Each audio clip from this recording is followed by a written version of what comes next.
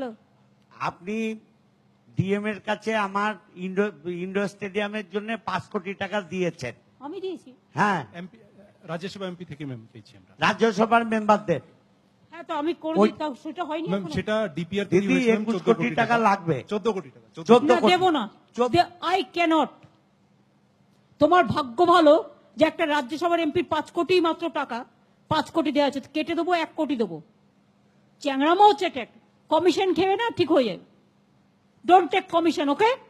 দিদি ওটা ডিএম এর কাছে আছে। 14 কোটি টাকা ডিএমই করুক আর যেই করুক, ডিপিআর যারা করে তারা ডিএম সাহেব বানিয়েছেন দিদি। ডিএম বানাবে 5 কোটির মধ্যে, ঠিক আছে?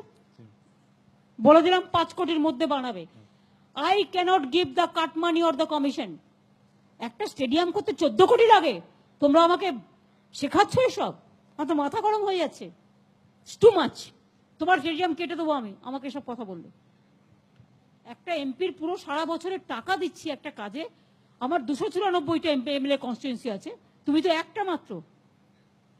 ভাগ করে খাওয়ার চেষ্টা করো, একা সব খাবো হয় না।